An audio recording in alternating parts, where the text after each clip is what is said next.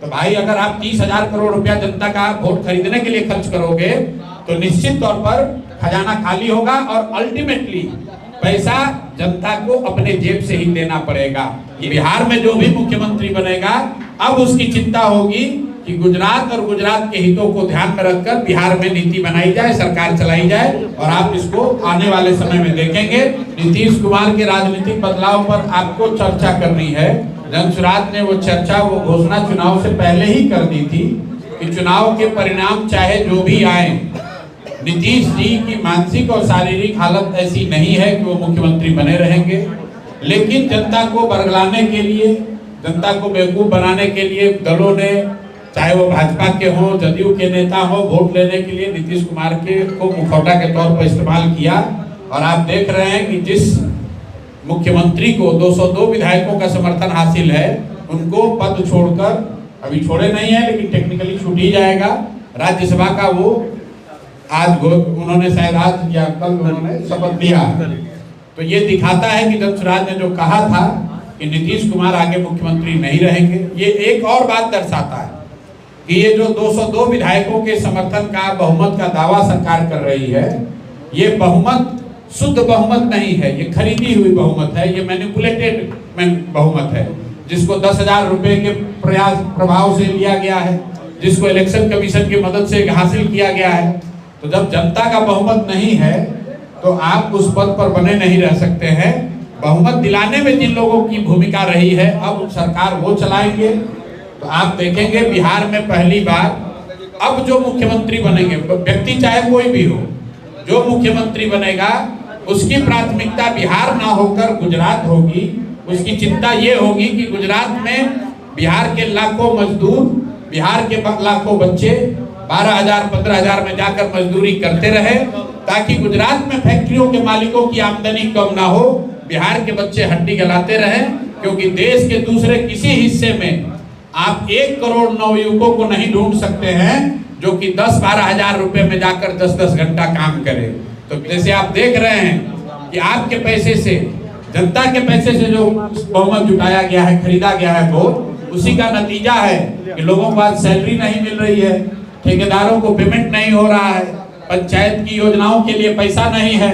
अब सरकार चर्चा कर रही है कि शराबबंदी किसी तरह हटाएंगे, कुछ पैसे का जुगाड़ हो। ये बिहार के लोगों को समझने की बात है। कोई चीज मुफ्त में नहीं मिलती है। सरकार अगर आपको मुफ्त में बिजली दे रही है तो बिजली का रेट बढ़ाकर 8 रुपए प्रति यूनिट भी कर दिया। अगर सरकार आपको 10,000 रुपया वोट के समय में दी है तो उसके बाद आपको दरमाहा नहीं मिल रहा है, आपने अगर कोई कॉन्ट्रैक्ट के तौर पे काम किया है, वो काम का पैसा नहीं मिल रहा है, पंचायतों में विकास का काम ठप है। और अगर यही व्यवस्था रही, आप देखिएगा 3-4 महीनों में यहाँ फाइनेंशियल क्राइसिस, आर्थिक क्राइसिस होगी। और जब आर्थिक क्राइसिस होगा तो ये लोग उसी बहाने से शराबबंदी को हटाएगा, क्योंकि दूसरा कोई रास्ता इनके पास है नहीं। शराबबंदी जो जनसुराज हटाने की बात कर रहा था, वो विचार के स्तर पे कर रहा था कि उसका इस्तेमाल बिहार के नवनिर्माण के लिए कैसे हो सकता है, बिहार के युवाओं का भविष्य बदलने के लिए कैसे हो सकता है।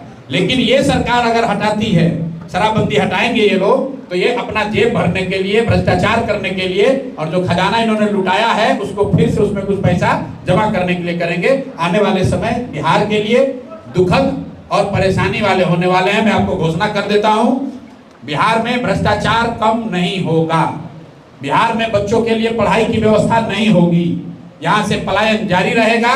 और 1 करोड़ नौकरी का दावा करने वाले लोग यहाँ से छोड़कर चले गए, किसी को नौकरी नहीं मिलने वाली है। मोदी जी भी अपना चेहरा लोकसभा चुनाव से पहले नहीं दिखाएंगे। अरवा चावल खाइए या उसना चावल खाइए, मोदी जी का चेहरा अब आपको लोकसभा में वोट देते समय नजर आएगा। ये इसलिए हो रहा है क्योंकि बिहार की जनता ने इसी व्यवस्था के लिए वोट दिया है। जो बोइएगा वही काटिएगा, बोइएगा बबूल तो आम नहीं खाइएगा। आपने बोया मकई है तो अब मकई पर ही काम चलाना पड़ेगा। मकई चाहे 2000 में बिके या 1300 में बिके, उसी से जीवन चलाना पड़ेगा। महाशय, प्रशांत किशोर भविष्यवाणी करते हैं, जैसे अभी आपने बताया कि ये हटेंगे, और अभी वर्तमान मुख्यमंत्री कौन होगा, इसका क्या भविष्यवाणी? हम भविष्यवाणी नहीं करते, हम लोग तो जो दिखता है वो बोल रहे हैं। नीतीश कुमार जी मानसिक और शारीरिक तौर पर थक गए या बीमार हो गए, ये सभी पत्रकारों को दिखता है, सभी राजनेताओं को दिख रहा है, मोदी जी को भी दिख रहा है। लेकिन उन्होंने इसको बोला नहीं, क्योंकि आपके और बिहार की जनता के आंख में धूल झोंकना था। आप बताइए कि नीतीश जी की तबीयत खराब है या वो मानसिक तौर पे स्वस्थ नहीं है, ये कोई नई घटना थोड़ी है। ये तो बिहार में पिछले 1-1.5 साल से पूरी बिहार की जनता देख रही है। लेकिन उनके नाम पर जो लोग सत्ता में बैठे हुए हैं, जो लूट रहे हैं, जो सत्ता चाहते हैं, उन्होंने कहा नहीं नहीं यही रहेंगे, बहुत अच्छे हैं। तो हम लोग को जो दिखा वो हमने बोला। हमको नहीं मालूम है कि बिहार का मुख्यमंत्री कौन होगा, लेकिन हमको ये मालूम है कि जो भी होगा उसकी चाबी अब अमित शाह के पास होगी। अमित शाह जो चाहेंगे वो मुख्यमंत्री वो करेगा, बिहार की जनता जो चाहेगी वो मुख्यमंत्री वो नहीं करेगा, क्योंकि मुख्यमंत्री बनाएंगे अमित शाह और मोदी जी, तो जो वो लोग कहेंगे वो आपको करना पड़ेगा। क्या लगता है अभी एकला चलो के सिद्धांत को बनाए रखेगी या उसमें कुछ संशोधन करने का विचार? जन सुराज अपने विचारों से, अपने संकल्प से, अपने कार्यक्रमों से, अपने प्रयास से पीछे हटने का जन सुराज का कोई सवाल ही नहीं है। एकला चलो का सिद्धांत, बात एकला चलो की बात नहीं है। किससे समझौता किया जाए, समझौते से परहेज नहीं है, लेकिन अगर समझौता विचार से करना पड़े तो वो वैसा समझौता नहीं चाहिए। अगर समझौता करके सत्ता में ही आना है तो फिर उसके लिए नया दल बनाने की क्या जरूरत है। जितने लोग जन सुराज में हैं वो भी किसी दल में जा सकते हैं। हम लोग एमएलए बनने नहीं आए। अगर बिहार में बदलाव करना है तो ऐसे लोगों से ही समझौता किया जा सकता है जो इस विचार से सहमत हैं कि बिहार में बदलाव की जरूरत है, बिहार में शिक्षा की जरूरत है, रोजगार की जरूरत है। सिर्फ सड़क बनाने से कुछ होने वाला नहीं है। अंग्रेजों ने भी बहुत रेलवे लाइन बनाया था, उससे गरीबी दूर नहीं हुई, उससे आपका भला नहीं हुआ। इस देश में आजादी के बाद जितना रेलवे लाइन बना उससे ज्यादा रेलवे लाइन अंग्रेजों ने बनाया था, तो क्या उससे देश का भला हो गया? तो सड़क देखकर वोट देने वाले लोगों को यह समझना चाहिए कि अगर आपके बच्चे पढ़ेंगे नहीं, आपका बच्चा मजदूर रहेगा गुजरात में, तो बिहार में सड़क बन जाने से आपका जीवन सुधरने वाला नहीं है।